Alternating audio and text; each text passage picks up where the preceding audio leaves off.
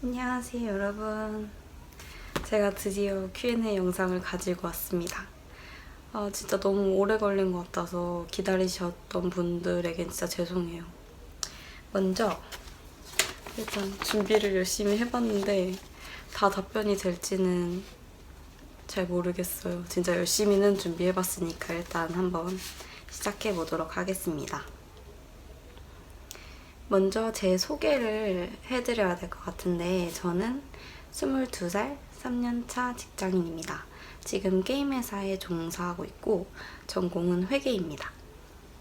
그리고 제가 말씀드리는 건 저의 경험과 주관적인 견해가 포함되어 있어서 참고만 해주셨으면 좋겠어요. 그냥 이 친구는 이런 인생을 살았구나. 그냥 이 정도만 생각해 주셨으면 좋겠습니다. 그리고 가장 많이 궁금해하셨던 취업 스펙에 대해서 좀 말씀을 드릴게요. 저는 회계 특성화 고등학교를 졸업했고 저의 최종 학력은 고졸입니다. 그리고 제가 졸업 전에 최종 내신은 상위 9%, 그리고 자격증은 총 8개가 있었습니다. 커말, 워드, 전산회계 1급, 2급, 전산세무 2급, 펀드투자 상담사, 은행 텔러 랑 ITQ 이렇게 8개가 있었습니다. 다음으로 특성화고 관련 질문을 좀 추려봤는데 특성화고의 단점이 뭐예요? 라고 물어보신 분들이 되게 많으셨어요. 이거를 물어보신 의도는 취업을 했을 때 고졸이랑 대졸의 차별이 좀 있는지가 가장 궁금하셨을 거예요. 이거 관련돼서 저는 학교를 다니면서 특별하게 단점은 느끼지 못했고 가장 걱정하시는 그런 차별적인 부분에 대해서는 말씀드리고 싶은 게 일단 회사 입장에서 고졸을 채용을 했을 때 이 친구가 업무를 엄청 잘할 거라고 생각하진 않아요. 확실히 대졸보다는 기대치가 많이 낮아요. 그렇기 때문에 저는 좋다고 생각하는 게 어떤 일을 시켜도 그러니까 난이도가 그렇게 어렵지 않은 일을 주시겠죠? 근데 그걸 잘 해내다 보면 이것도 해내네? 그럼 좀 더 줘볼까? 좀 더 줬어요. 근데 또 그걸 열심히 해서 또 해내요. 그러면 이제 점차 실력도 쌓이고 업무적인 능력을 더 쉽게 인정받을 수 있을 거라고 생각해요. 그리고 연봉적인 거는 대졸과 차이가 있을 순 있어요. 근데 이거는 차별이라고 하기는 좀 그렇고 어쨌든 그분들은 저희보다 4년 또는 5년이라는 시간을 더 공부를 하셨고 그런 거에 대해서 나는 왜 저 사람들보다 더 못 받지? 이렇게 생각하기보다는 저희가 이제 고등학교 졸업으로 취업을 해서 이제 그분들이 대학을 졸업하시면 한 25살, 6살 정도 되시겠죠? 그때가 되면 지금 같은 연봉을 받을까요? 저는 아닐 거라고 생각해요. 그때가 되면 이제 매년 연봉도 인상될 거고 그만큼 업무적인 능력을 좀 인정받으면 더 오를 거고 그럼 과연 그때가 돼서 5, 6년이 지나서 그분들과 같은 연봉을 받을까요? 저는 아니라고 봅니다. 회사라는 곳이 능력을 인정을 받으면 그만큼의 성과는 분명히 주어지고 학력적인 부분은 분명히 어떠한 제한이 있겠지만은 정말 열심히만 한다면 그 부분도 충분히 극복할 수 있다고 생각이 듭니다. 또 다음 질문으로 아직 입학 전인 친구인 것 같아요. 특성화고 입학 전에 준비해야 할 게 있을까요? 라고 물어보셨는데 이거는 학원을 다녀야 될까요? 이런 식의 질문인 것 같아요. 저는 이렇게 생각해요. 학원을 다녀서 미리 배워두면 수업을 따라가기에는 조금 수월해요. 근데 이건 공부하는 스타일에 따라서 선택하면 되는데 내가 좀 강제적으로 누가 시켜서 이거 숙제 언제부터 언제까지 해와 이거부터 이거까지 몇 번 풀어 이렇게 계속 선생님들이 푸시를 넣어줘서 성적이 오르는 스타일이면 학원은 되게 추천드리는 케이스입니다. 그치만 나는 좀 혼자 공부하는 게 좋고 암기하는 것도 되게 좋아하고 잘할 수 있을 것 같다 라고 생각하는 친구는 굳이 학원은 필요가 없을 것 같아요. 왜냐면 저도 제가 말씀드린 8개 자격증 모두 독학으로 딴 케이스고 충분히 저는 기출문제만 열심히 풀면 가능하다고 생각합니다. 다음 질문으로 특성화고는 고3 때 회사랑 연결해주는지를 물어보셨는데, 고3 취업 시즌이 되면 이제 1학기 후반부터 2학기 이제 막 시작할 때가 약간 취업 시즌이라고 부르거든요. 그쯤 되면 여기저기 회사에서 이제 채용 공고가 내려와요. 그러면 선생님들이 이렇게 채용 공고 붙여주시고 반에 교실에서 다 붙여주시고 이런 게 있으니 한번 봐라, 지원하고 싶은 친구들 한번 봐라 라고 많이 올려주세요. 근데 여기서 제가 좀 한계점을 느꼈던 거는, 인천에 있는 학교로 나왔는데 이제 그런 채용 공고들은 대부분이 정말 다 인천에 있는 회사였어요. 이게 아무래도 선생님들이 많이 영업을 하셨던 곳도 인천이고 대부분 선배님들이 일을 하고 취업을 했던 곳도 그 지역 아니니까 대부분 그런 공고들이 인천 안에서 올라오더라고요. 근데 저는 인천에 있는 데는 별로 가고 싶지 않아서 저는 서울권으로 가고 싶었거든요. 그래서 학교에 올라오는 거를 만족스러워하지 못했고 때문에 저는 취업 플랫폼인 사람인이나 잡코리아를 통해서 더 많이 알아봤었어요. 다음 질문으로는 재학 중에, 그러니까 학기 중에 취업을 하게 돼서 일을 나갔는데 거기가 너무 힘들어서 다시 돌아오게 됐을 경우 학교에서 케어를 해주는지에 대해서 물어보셨는데, 이거는 진짜 좀 슬픈 현실인데 그렇게 돌아오는 친구들에 대해서는 조금의 불이익을 학교에서는 줬었어요. 저희 학교에서는. 이게 열심히 선생님들도 영업을 뛰었고 그다음에 선배님들이 이렇게 좀 길을 터주는 거를 아예 막아버리는 거니까 학교 입장에서는 되게 안 좋게 생각하시더라고요. 그래서 다시 돌아온 친구들에게는 추천 순위에서 좀 밀려나게 하거나 아니면 얼마 동안 취업을 아예 못하게 하거나 이런 불이익이 좀 있었어요. 또 다음 자격증 관련해서 제가 말씀을 드리고 싶은 게, 저는 전 영상에서도 말씀드렸다시피 워드, 커말, 전산회계 2급만 있으면 취업은 당연히 가능하다 라고 말씀을 드렸는데, 이거는 정말 팩트예요. 팩트. 왜냐하면 정말 많은 자격증이 있잖아요, 이 세상에는. 그러니까 자격증이 많다고 해서 좋아하는 회사도 물론 있지만 그 수많은 자격증 중에서 그렇게 막 알려지지 않는 자격증을 따게 되면 이거 무슨 자격증이에요? 이거는 어떤 걸 딴 거예요? 이렇게 많이 물어보시고 별로 인정을 해주시지 않는 것 같더라고요. 그리고 채용 공고를 봐도 대부분 이 세 자격증이 5대 자격증으로 나와 있지 그 외 자격증은 별로 본 적이 없거든요.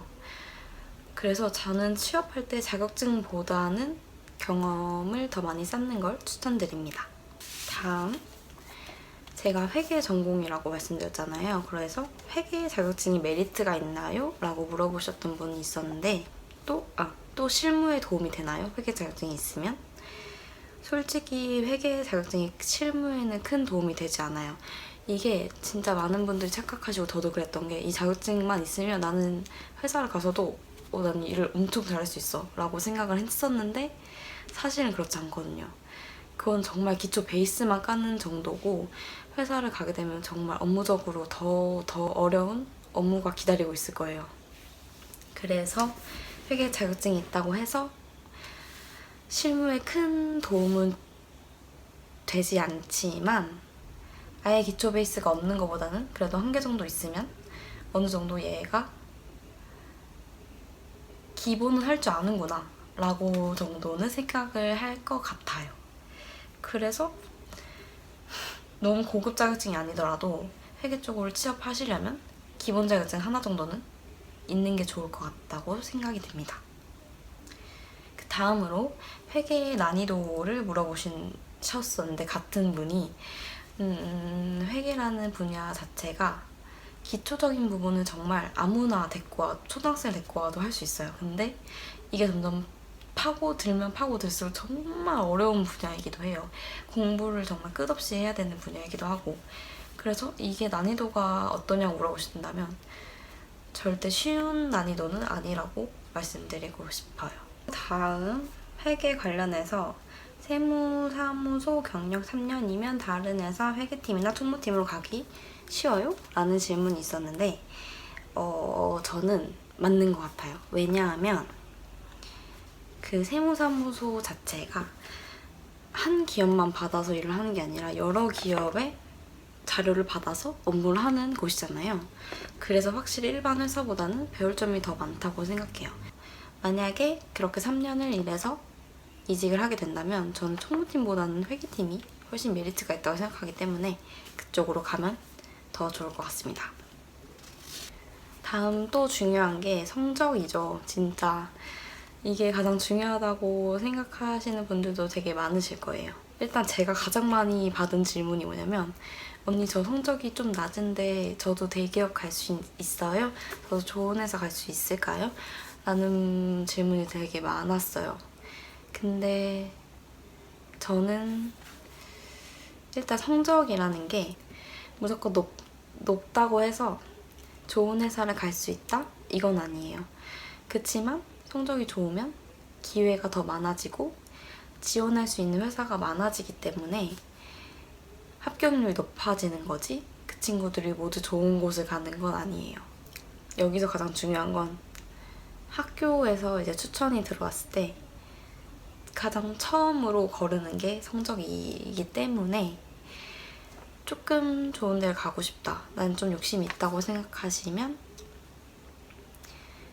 한 상위 20-30%? 솔직히 얘기하면 20% 이내 정도는 들어야 그나마 좀 이름 있고 괜찮은 곳에 지원 정도는 할 수 있다고 말씀드리고 싶어요.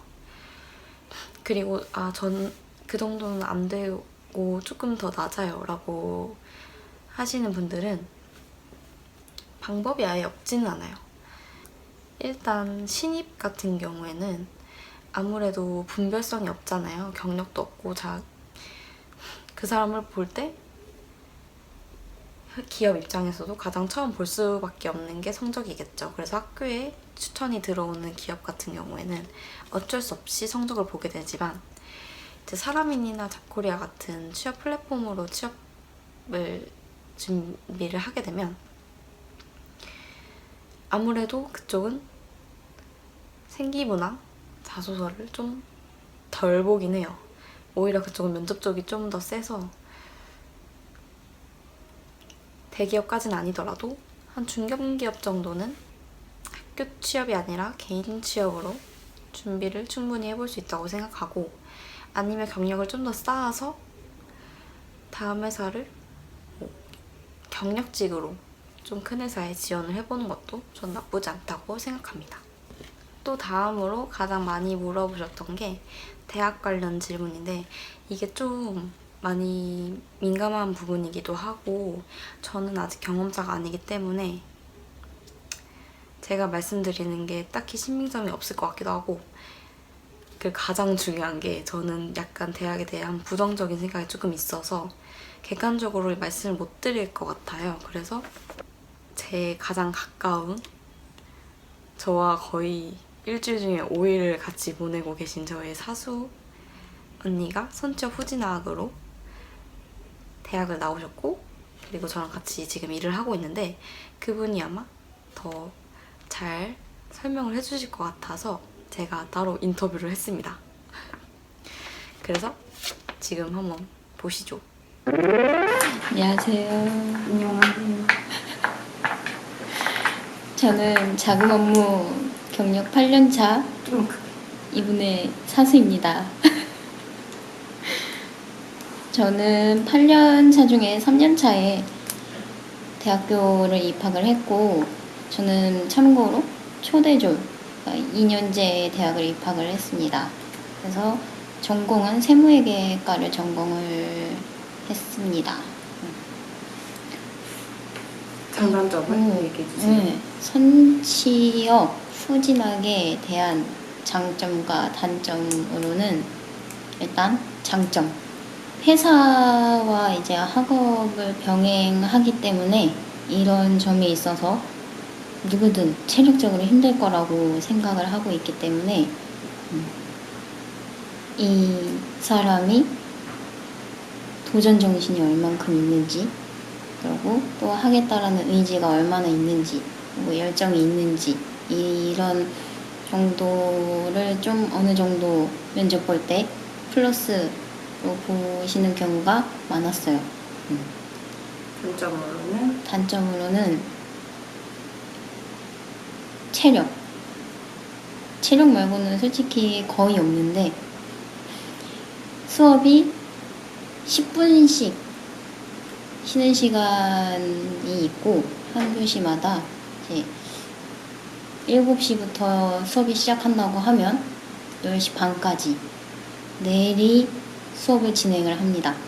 그래서 자리에 계속 앉아 있는 거죠. 그래서 퇴근 후에 솔직히 체력이 좀 떨어지고 있는데, 거기다가 이제 공부까지 해야 하니까 조금 그런 점, 힘든 점 그런 게 있고, 또 한 가지 있다라고 하면, 회사가 바쁠 때 과제 같은 경우가 있으면 그 과제를 해야 되는 시간을 내가 쪼개서 기간 안에 지출을 해야 된다는 그런 스트레스? 이게 바쁠 시기에 자금 업무가 바쁠 시기가 있는데, 결산이나 이럴 때 과제 제출이 겹치게 되면 정말 이제 잠도 못 자고 과제를 하고 제출을 해야 되는 상황이 있는 거죠. 그런 게 조금 힘든 것 같아요. 그러면 성적은 어느 정도로 유지해야 되나요? 성적은 4.5가 만점이라고 하면은 이제 4점대가 제일 베스트고, 참고로 저는 3.7. 네. 3.7인데 이게 아무래도 학업보다는 회사가 우선이기 때문에 회사 일이 조금 더 바빠질 때는 그럴 수밖에 없고, 없는 상황이 생기게 되고, 그러고 좀 더 내가 열심히 하고자 하는 게 있으면 금방 올릴 수 있어요. 4점은 금방 할 수 있을 거라고 생각을 합니다. 면접 볼 때 네. 선취업 후진학에 대해 어떻게 생각하는지, 이거는 장점으로 얘기했던 것처럼 이 사람이 얼마나 열정이 있는지, 그리고 도전 정신이 얼만큼 있는지, 하고자 하는 의지가 강한지, 이런 거에 대해서 좀 좋게 봐주시는 경향이 있고, 그리고 열심히 살았다라는 말을 들었던 적도 있어요. 단점으로는 좀 후회되는 게, 2, 3년제보다는 차라리 산업체를 내가 뭔가 강했다라고 의지가 있으면 4년제를 가는 게 추천드립니다. 2, 3년제는 면접 보면서 대부분 그냥 고졸이랑 비슷하게 생각을 하고 있기 때문에 내가 조금 더, 한 2년 더 고생한다 생각하고 4년제로 가서 인정을 받는 게 조금 더 플러스인 것 같고. 연봉이랑 뭐 진급 이런 거 관련해가지고 학점을 따면 좋은지. 일단은 연봉 측정할 때 고민을 되게 많이 하는 부분이 있긴 해요. 왜냐면 이게 일반적인 사람들처럼 고등학교 졸업을 하고 대학교 입학을 하고 회사를 가는 게 아니라, 회사를 다니는 도중에 대학을 가기 때문에 연봉 측정하기가 이제 경력도 인정해줘야 되고 학교도 인정해줘야 되기 때문에 되게 고민을 많이 하는 경우도 봤고, 그러고 부담스럽다라고 얘기했던 적도 있어요. 근데 어쨌든 한 1, 200? 크게는 500까지는 그래도 이거를 얘기를 할 수 있을 것 같긴 해요. 정리를 하자면 그러면 정리를 하자면 제가 경험상 느꼈을 때는 2, 3년제보다는 4년제가 더 낫고 일단 내가 그런 선택을 했으면 힘들 거다라는 거를 기본으로 알고 있기 때문에 어차피 힘들 거면 좀 더 열심히 해서 점수 잘 받는 게 나한테 플러스가 되기 때문에 결정을 했다면 더 열심히 해보는 게 좋을 것 같다고 생각 듭니다. 네. 그럼 이상입니다. 안녕. 빠이. 또 대학 관련 질문 중에 특성화고를 들어가서 특별 전형으로 4년제 준비하는 게 어렵나요? 라는 질문이 있었어요. 근데 이거는 제가 준비하지를 않아서 크게 도움은 안 될 것 같은데 일단 단점으로는 취업 위주의 학교다 보니까 아무래도 진학하는 애들에게는 케어를 많이 못 받게 되죠. 그래서 거의 대부분 혼자 준비해야 될 게 많고 내신을 따기 위해 특성화고를 온 거라면 전 정말 비추인 게 저희 학교에서도 내신 따기가 정말 힘들었거든요. 다들 열심히 하니까 이게 조금만 놓치면 성적이 진짜 우르르 떨어지고 아무리 좀 노력해도 잘 안 오르고 좀 그런 게 있었거든요. 그래서 성적 때문에 특성화로 온다 그런 거 정말 비추고 그럼에도 불구하고 여기서 좀 잘할 수 있다. 나는 더 케어를 잘 못 받아도 그 정도는 각오하고 있다 라고 생각하면 특성화고에서 대입 준비를 하시는 것도 괜찮은 것 같습니다. 다음 학교생활 관련해가지고 질문을 받았었는데 동아리, 봉사활동, 개근상 이 질문이 조금 있었어요. 일단 저는 경험이 아주 중요하다고 생각하는 사람으로서 할 수 있는 건 최대한 많이 해보는 걸 가장 추천을 드려요. 동아리 같은 경우에도 귀찮다고 그냥 아무거나 듣지 말고 진짜 나중에 자소서를 쓸 때 내용에 들어가면 좋겠다 싶은 그런 동아리를 좀 들어갔으면 좋겠어요. 그래야지 이제 진짜 실전에 들어갔을 때 진짜 쓸 게 없으면 너무 난감하거든요. 이걸 도대체 어떤 걸 써야 될지 나는 뭐 한 게 없는데 이러면서 그때 돼서 후회하지 말고 처음에 준비할 때부터 내 성격에 조금 맞는 그런 동아리도 베스트고 그리고 약간 학생회나 뭐 도서부나 선도부처럼 조금 큰 남들이 들었을 때 다 알만한 그 정도의 동아리라면 성실성이나 책임감 관련해서 자소서에 또 엮어서 쓸 수도 있고 뭐 그 동아리 중에서도 역할이 다 나눠져 있잖아요. 그런 역할을 맡게 됐다면 뭐 입사 포부 같은 데에 저는 뭐 이런 역할을 맡았었는데 이런 역할로 인해서 회사에 들어가서도 뭐 이렇게 할 수 있다 라고 엮어서 또 쓸 수도 있고 되게 엮을 수 있는 게 굉장히 많거든요. 그리고 조금 부풀린다고 해서 그 사람들은 몰라요. 가장 중요한 거죠. 그래서 저는 동아리 같은 경우에는 조금 그래도 남이 들었을 때 알만한 그 정도의 동아리는 좀 들어갔으면 좋겠고 개근상 같은 경우에는 솔직히 얘기하면 큰 메리트는 없어요. 그치만 이게 또 문제가 되는 게 학교에서 이제 학교 추천으로 회사가 들어왔는데 성적이 비슷하고 자격증도 또 비슷해요. 그러면 이제 출결로 자르는 거죠. 이제 그 부분에 있어서 약간 그게 좀 안 좋은 점인 것 같아요.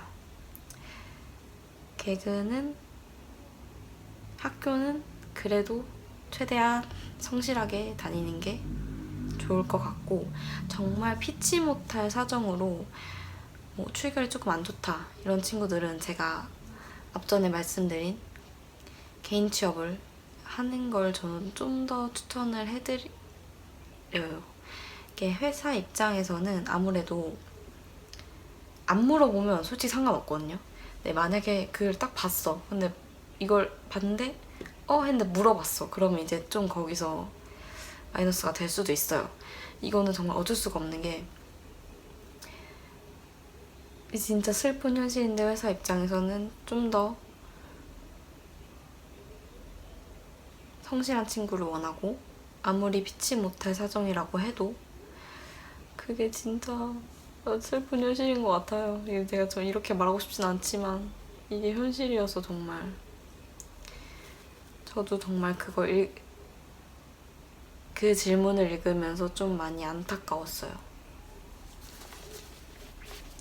제발 좋은 곳에 취업하기를 제가 응원할게요.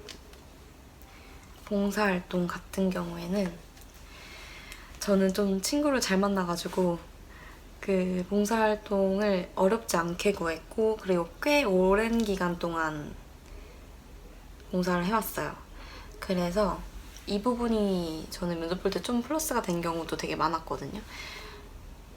봉사활동을 되게 오래 하셨네요? 라는 질문을 받은 적도 있고 지금 회사에서는 제 면접관 되셨던 저희 회계팀장님께서는 저랑 저랑 비슷한 같은 유형의 봉사활동을 하신 거예요. 그래서 갑자기 보시다가 너도 이거 했냐고 나도 이거 옛날에 했었다고 하시면서 이제 좀 분위기도 되게 좋아졌고 저한테 많이 플러스가 됐던 요인이었던 것 같아요. 그래서 저는 모든 경험이 가장 중요하다라고 생각합니다. 그리고 또 학교생활 외로 특별한 경험이 있었는지를 물어보셨는데 저는 여행을 워낙 좋아해서 진짜 고등학교 2학년 때부터 알바를 엄청 열심히 해가지고 부모님 도움 없이 여행도 갔었고 또 여기서 되게 특별한 경험이었던 게 저는 집이 엄청 엄했었어요. 그때는. 지금 아니지만 그때는 엄했어서 막 여행 계획 같은 거 비용이나 뭐 친구들 연락처, 뭐 숙소 어디로 결제든지 막 먹을거리 어디 정했고 어디 코스 어디 갈 거고 이런 걸 다 정리해서 PPT로 딱 이 착착착착 몇 슬라이드 만들어가지고 다 복사해가지고 친구들 어머니들한테도 다 나눠주고 저희 부모님한테도 나 이렇게 계획 짰다 그러니까 허락해달라 이런 식으로 허락을 많이 받았었거든요. 그때 생각하면 진짜 좀 대단한 것 같아요. 그리고 이런 부분을 자소서에 도전정신이랑 뭐 꼼꼼함, 책임감 이런 거 다 엮어가지고 저는 성장과정에 적었었고요. 또 제가 아르바이트로 여행 갔다고 했잖아요. 그래서 그 아르바이트에서 겪었던 일 그리고 제가 느꼈던 거 또 많이 엮어서 썼었는데 저는 호텔 서빙 아르바이트랑 축구장에서 티켓 검표하는 아르바이트를 했었었는데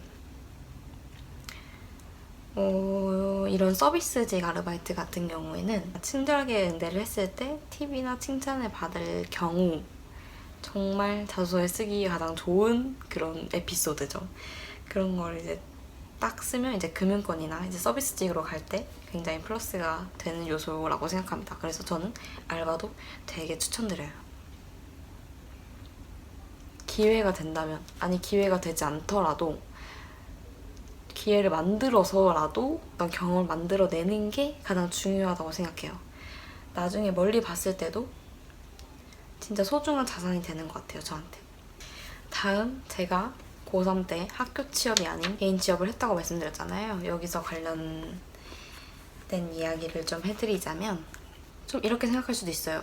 앞전에 말한 성적은 좀 좋은데 왜 개인 취업 하셨어요? 학교 취업을 안 가고 더 좋은 데 갈 수 있었지 않았을까요? 라고 물어보실 수도 있으신데 저는 일단 서울권으로 가고 싶었던 게 가장 컸고 일단 학교에서 올라오는 회사 자체가 마음에 드는 곳이 크게 없었어요. 그리고 그때 좀 광탈도 많이 했었고 그래서 내가 이렇게 학교에서 내려오는 것만 기다리다가는 진짜 뭣도 안 되겠구나 싶어서 이제 그때부터 열심히 알아보기 시작했죠.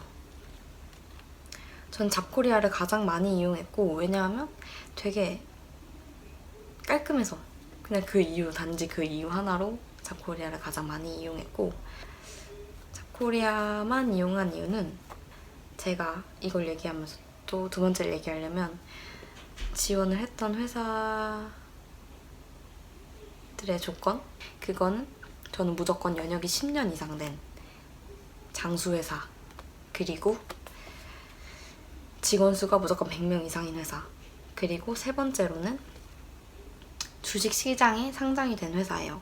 코스피나 코스닥 이런 시장에 상장이 된 회사로만 지원을 하고 싶었기 때문에 잡코리아가 그런 분류도 되게 잘 되어 있거든요. 그래서 이용했던 것도 있어요.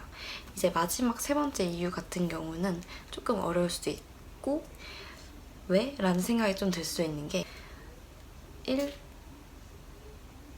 주식시장에 상장이 되었다는 건 일정 기간 동안 일정 수준의 매출액을 달성했기 때문에 라고 설명하면 가장 쉽고, 그만큼 재무적인 안정성, 회사가 되게 안정적이고 내가 회사가 망해서 나오진 않겠구나 라고 생각이 가장 크게 들었던 것 같아요. 아, 맞다. 제가 하나 놓친 게 있는데, 이제 생각보다 인문계 친구들이 저한테 질문한 것도 되게 많았거든요. 저는 인문계 졸업을 했는데 대기업을 가는 게 갈 수 있을까요? 아니면 취업을 할 수 있을까요? 라고 물어보시는 분들도 좀 있었어요. 근데 저는 말씀드리고 싶은 게, 고졸 취업이라고 해도 이제 특성화고 친구들은 그 3년이라는 기초 베이스를 깔 시간이 있었고, 또 자격증도 취득을 했고, 당장 업무에 투입이 돼도 어느 정도는 할 수 있는 능력치가 있다고 생각을 해서 그 친구들만 뽑는 그런 회사들도 있는데, 이제 인문계 같은 경우에는 3년 동안 그런 전공 과목을 배운 게 아니라 이제 실제 국영수 같은 과목들을 위주로 배우잖아요. 대입 입시를 위해서. 그래서 좀 현실적으로는 힘들 수도 있을 것 같아요. 만약에 대학이랑 취업을 선택하는 갈림길에 서 있다면 저는 우선 인문계를 나왔다면 대학을 먼저 선택하는 게 맞는 것 같고, 이게 아니고 난 취업을 하겠다라고 생각을 하시면 최대한 자격증, 제가 앞전에 말한 기본 자격증을 일단 취득을 하시고 최대한 빨리 취업을 하시는 게 저는 가장 좋다고 생각합니다. 다음 질문으로는 인적성이랑 NCS를 준비했는지도 좀 질문이 많았는데, 이게 제가 진짜 도움을 드리고 싶은데 이 부분에 대해서는, 일단 NCS 같은 경우에는 저 고3 때부터 정규 수업 과목에 들어가 있었어요. 그래서 어떤 거를 그러니까 시험에 어떤 게 나오고 이런 건 대충 알고 있는데, 어떤 공사나 공단, 이쪽 공기업 쪽에 지원을 해서 그쪽 이제 NCS를 막 풀어보고 이런 건 아니어가지고, 어떤 게 막 어렵고 공부 방법을 어떻게 했고 이런 거는 솔직히 답변을 못 드릴 것 같고, 제가 그런 걸 준비하지 않는 이유는 일단 공기업 같은 경우에는 내신 5% 안이 가장 안정적이라고 그렇게 많이들 얘기하셨고, 실제로도 제한이 있었고요. 그래서 굳이 내가 아직 그 정도 성적이 안 되는데 도전을 할 필요가 있을까? 정말 많은 기업이 이렇게나 많은데? 라고 생각을 해서 저는 따로 준비를 하진 않았어요. 그리고 인적성 같은 경우에는 삼성 쪽에서 이제 들어가려면 사트를 봐야 되잖아요. 사트 공부는 조금 했었었는데 이제 그 외에 다른 회사의 인적성 공부는 따로 하지 않았고, 저는 그래도 좀 일찍 취업을 한 편이라 첫 회사는 중소기업이어서 인적성을 안 받고, 두 번째 회사는 공채가 아니라 수시 채용이어서 인적성을 보지 않았습니다. 다음 면접 관련 질문입니다. 일단 저는 정말 면접 보기 안 좋은 케이스 중에 케이스였어요. 왜냐하면 안면 홍조가 되게 심했고, 지금 조금 나아진 상태지만 주목공포증이 있어가지고 누가 저 쳐다보면 얼굴이 막 이렇게 이 벽지보다 더 막, 어떤 색깔인지 좀 설명해주고 싶다. 그냥 막 얼굴에 피가 막 흐르는 것 같은, 그치? 약간 입술 색깔 같은 색깔로 얼굴이 변하거든요. 그래서 딱 모의 면접을 이제 면접 연습을 시켜주시니까 학교에서 보는데 점점 이렇게 막 피가 여기 쏠리면서 머리가 엄청 어지러워지거든요. 그래서 막 진짜 아무튼 되게 안 좋은 케이스였습니다. 근데 이것도 제가 말씀드리고 싶은 게 이렇게 안 좋은 상황이어도 면접은 보다 보면 되게 익숙해져요. 근데 나중에 한 100번 보다 보면 뭐 오늘도 그러겠지 뭐 오늘도 또 빨개지겠지. 근데 뭐 그냥 난 내가 하고 싶은 얘기 하고 오면 되지 뭐 이렇게 생각을 하면서 더 얘기를 했던 것 같아요. 그래서 막 내가 너무 소심하고 너무 떨어서 저는 말을 잘 못할 것 같아서 되게 무서워요 라고 생각하시는 친구들은 어차피 거기는 본인만 면접 보는 게 아니라 수백 명, 뭐 못해도 수십 명의 친구들을 면접을 보신 면접관분이세요. 그 중에서 안 떤 사람이 몇이나 될까요? 다들 엄청 떠시고 답변을 못하는 친구도 되게 많아요. 근데 그 속에서도 그분들의 기준에 맞게 채용을 하시겠죠. 저는 오히려 그렇게 좀 소심하다. 내가 이렇게 긴장하고 이러면 더 막 이게 움츠러들고 이런다라고 하시면 차라리 목소리를 크게 내는 연습을 하시는 게 좋을 것 같아요. 이게 막 저도 얼굴이 엄청 막 터질 것 같이 빨개져도 되게 목소리는 크게 내고 하니까 그렇게 막 안 좋게는 보시지 않으셨거든요. 그리고 솔직히 실제 면접에서는 그렇게 제가 막 얼굴 빨개지고 이런 거를 별로 신경을 안 쓰시더라고요. 그래서 되게 그런 분들 만나면 되게 편하게 면접 봤던 것 같아요. 이게 면접 꿀팁, 뭐 팁을 좀 주세요 라고 얘기를 하시는데 저는 정말 아이러니한 게 정말 대답을 엄청 잘했고 여기 100% 붙겠다 싶었던 회사에서는 오히려 더 불합격이 많았고 막 진상집 부렸던 그런 곳에서 막 합격했다고 막 오공을 해서 기준을 잘 모르겠어요. 저는 솔직히 나는 분명 엄청 잘했다고 생각하고 나는 얘보다 잘했는데 뭐지? 막 나 떨어졌대 이러고 진짜 망했다고 나 거기 이제 다신 발도 못 들이겠다고 막 울었던 그런 데는 오히려 막 붓고 이러니까 말을 너무 못한다고 해서 기죽지 말고 그냥 소신껏 하고 싶은 얘기 다 하면서 나오면 될 것 같아요. 그리고 면접 연습하면서 좀 많이 도움이 됐던 게 셀프 카메라로 자신의 모습을 찍으면서 어떤 게 좀 안 좋고 뭐 눈빛 처리가 막 이렇게 흔들리거나 아니면 막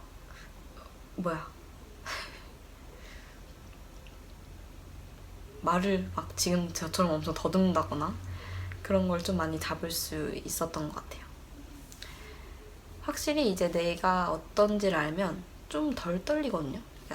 내가 또 저러고 있구나. 그럼 좀 고쳐야지. 이러면서 또 고치게 되고 그러면서 좀 점점 느는 것 같아요. 면접이 걱정이시라면 이렇게 셀프 카메라로 보면서 연습을 좀 해보시는 것도 좋을 것 같습니다. 면접 보기 전에는 일단 최대한 긴장을 많이 푸는 게 중요해요. 쟤네 아니어도 뭐 나는 다른 회사 갈 데 많아. 이런 마인드. 제가 그런 마인드였거든요. 그런 마인드도 되게 중요한 것 같아요. 제가 이직 관련 이야기를 좀 해드리자면 제 앞전에 말했던 그 3가지 기준이 있잖아요. 그 기준에 다 충족하는 회사를 제가 들어갔었는데 이게 처음엔 좀 괜찮았었는데 점점 회사가 많이 어려워지더라고요. 그래서 이제 회사가 어려워지면서 교육회사였는데 별 생뚱맞는 사업을 계속 하는 거예요. 뭐 쌀눈을 판다던가 갑자기 쌀국수를 막 판다거나 막 갑자기 뭐 음극제인가? 뭐 그런 사업을 갑자기 막 한다고 그러니까 너무 당황스럽잖아요. 그래서 이런 안정성이 없는 회사에서는 나는 더 이상 근무하고 싶지 않아서 회사가 어렵기도 했고 그럼 뭔가 미래가 보이지 않았어요. 그 회사에서. 나가야겠다. 발을 빼야겠다 싶어서 이직을 이제 준비하게 되었고 이직 준비는 이제 회사에서는 이제 또 평범하게 일하고 집에 와서 이력서 또 엄청 열심히 쓰고 애초에 대기업을 생각한 건 아니고 일단은 지금 회사보단 좋은 회사를 가야 되잖아. 그게 이직을 하는 이유기도 하고. 그래서 중견기업 이상으로만 다 넣었었고, 그러니까 중견기업, 대기업 이렇게 두 군데를 집중적으로 넣었었고, 그러다 보니까 이제 지금 회사에서 연락이 와서 면접을 보라고 연락이 와서 면접을 받고, 어쩌다 보니까 또 합격을 했고, 어쩌다가 중소기업에서 대기업으로 들어갔어요. 뭐 그 준비를 얼마나 했어요? 라고 물어보는 질문에는 그냥 시기가 좀 좋았던 것 같아요. 제가 그만뒀을 시기에 그 회사 공고가 떴었고, 마침 수시 채용이 떴었고, 지원을 했고, 근데 그분이 딱 제가 마음에 들었고, 그래서 합격을 했고, 대기업에 어쩌다 다니게 되었고, 그래서요. 뭐 좀 쉬다가 퇴사하고 좀 쉬다가 직장을 들어갔냐? 라는 질문도 있었는데, 아니요, 저는 퇴사하기 하루 전까지만 해도 겁나 야근하고 열일하다가 다음날 또 다른 회사를 출근을 한 하루도 못 쉰 케이스입니다. 그래서 정말 힘들긴 또 했었어요. 뭐 이직할 때 면접 같은 경우에는 그냥 솔직히 이거 진짜 중요한 게, 다른 그 회사에서 다른 회사 간다고 얘기를 안 하는 게 차라리 좋아요. 그러니까 최소 한 달 전에 얘기해달라고 하잖아요, 이직할 때. 물론 그거 다 지키면 좋겠지만 3주 전에 이게 살짝 눈치 봐가지고 저 좀 다른 회사 가야 될 것 같다고 이렇게 슬쩍 던지는 그런 게 좋지, 막 서류 합격부터 뭐 저 어디 뭐 1차 합격했어요 그런 거 다 얘기하고 다니면 진짜 정말 좋게 쌓아둔 이미지가 좀 안 좋게 변할 수도 있다는 거. 그래서 저는 무조건 최대한 늦게 이야기하는 게 중요해요. 그리고 마지막으로 제가 하고 있는 업무에 대해서 좀 궁금해 하셨는데, 저는 지금 게임 회사의 자금팀에서 근무를 하고 있고요. 자금팀이라는 게 좀 생소할 수 있는 게, 대부분의 회사에서는 회계팀 아니면 뭐 경영지원부 아니면 재경팀 이런 이름으로 자금이 안에 포함되어 있어요. 되게 작게. 근데 아무래도 여긴 좀 규모가 큰 회사기도 하고 자금의 규모가 좀 굉장히 크기 때문에 좀 나눠져 있는 것 같은데, 간단하게 말씀드리면 자금팀 같은 경우에는 실제 현금, 실제 돈, 아시죠? 돈이 왔다 갔다 하는 업무는 무조건 저희가 합니다. 그렇게 생각을 하시면 돼요. 그리고 제 출퇴근 시간을 물어보시는 분이 계셨는데, 전 지금 10시부터 4시까지는 코어 타임이라고 그 업무 집중 시간으로 무조건 근무를 해야 되고, 그 외의 시간은 좀 자유롭게 출퇴근할 수 있는 제도를 가지고 있는 회사긴 한데, 솔직히 그렇게까지는 지금 안 되고 있고요. 대부분 10시에 출근해서 7시에 퇴근을 합니다. 저의 스트레스 방법에 대해서도 물어보시는 분들이 계셨는데 이거 저한테도 좀 말씀해 주시면 안 될까요? 제가 원래 좀 스트레스 많이 받는다 하면 책을 진짜 많이 읽어요. 그러니까 책을 보면 그냥 소설책 이런 건 아니고 약간 자기계발서 같은 책을 읽으면서 약간 마음의 위안을 좀 얻으면서 생각 정리도 좀 하고 이런 게 되게 좋아서 전 책을 되게 많이 읽는 편인데, 이게 이제 이것도 좀 한계가 있다 싶으면 바로 그냥 비행기 티켓을 저는 끊습니다. 너무 힘든데? 이러면 그래, 어디 갈까 이번엔? 그러면서 또 막 티켓 찾고 결제하고. 근데 요즘에는 진짜 힘든 일이 너무 많았는데, 그래도 제가 진짜 감사한 건 진짜 좀